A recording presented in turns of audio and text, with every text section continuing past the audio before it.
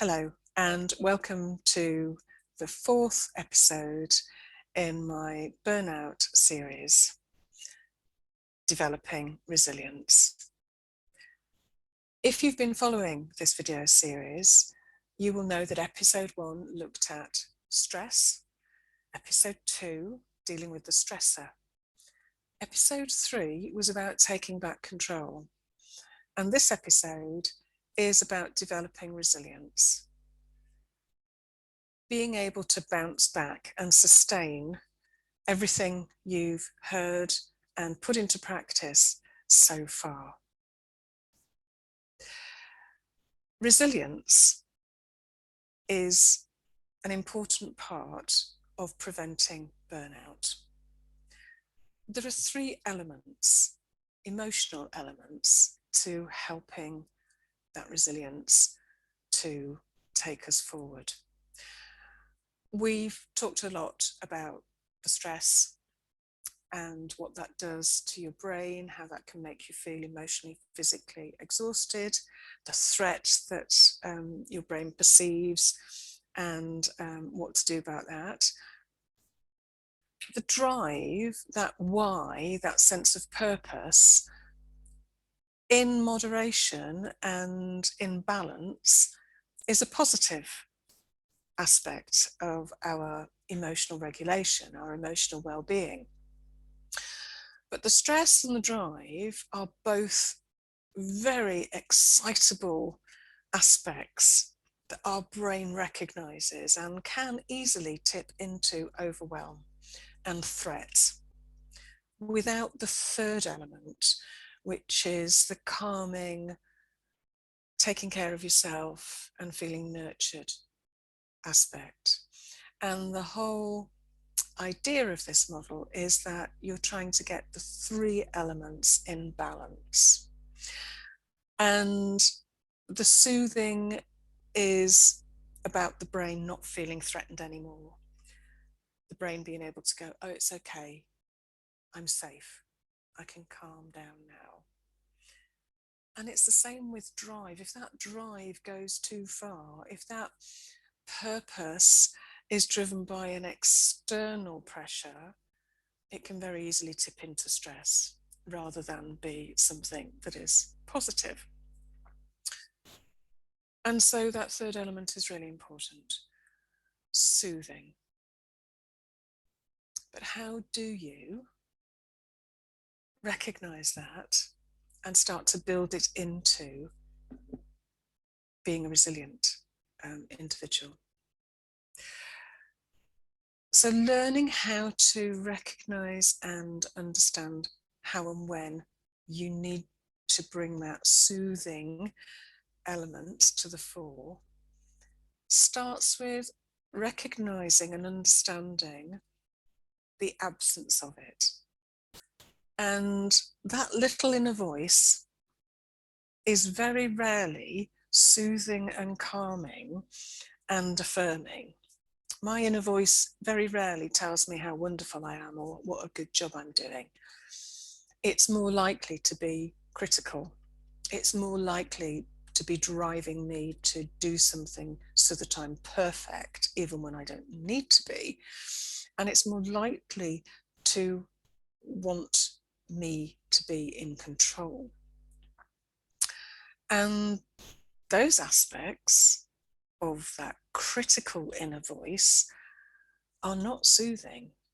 They are stressful, the complete opposite of what you're trying to achieve. Worksheet 6 helps you to take some time to really think about and describe or draw, however you need to, what your inner voice looks like, sounds like, says. That work can be quite stressful in itself and shouldn't be done without moving on to the next worksheet. And I would also recommend that you do it with a friend or a colleague or talk it through with them. But moving on to worksheet 7, is about looking at the opposite side of that inner critic, that inner voice that is always criticizing, always driving you to perfectionism and staying in control.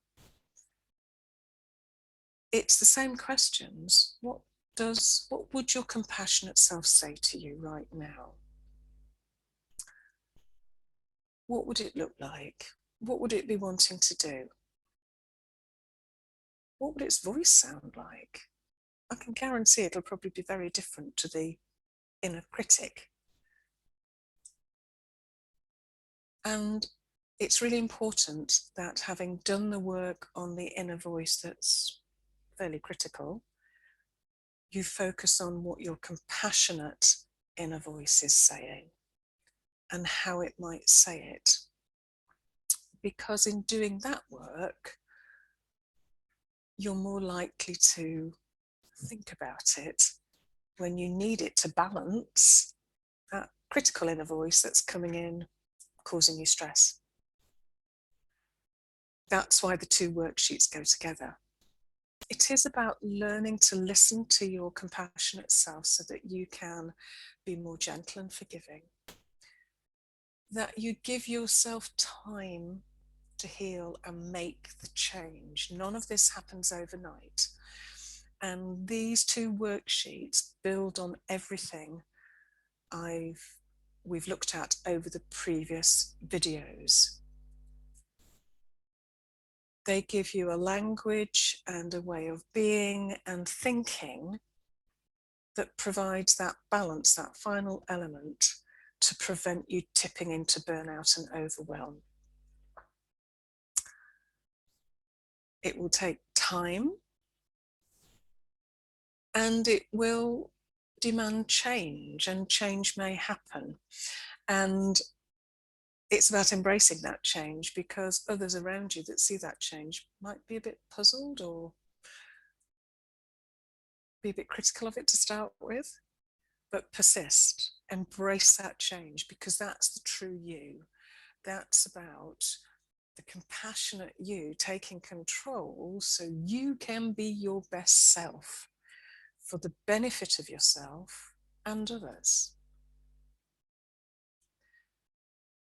If you bring all of that together and work through the worksheets and talk with a friend or a colleague or get in touch with me,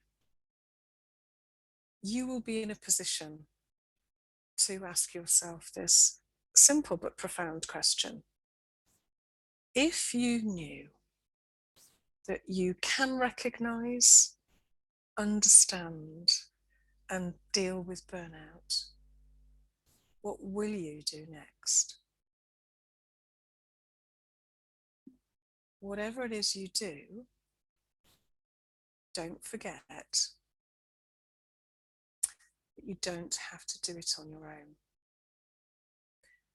You can contact me at any time and book a 30-minute, no obligation chat. Thank you for listening and watching this series. Stay safe.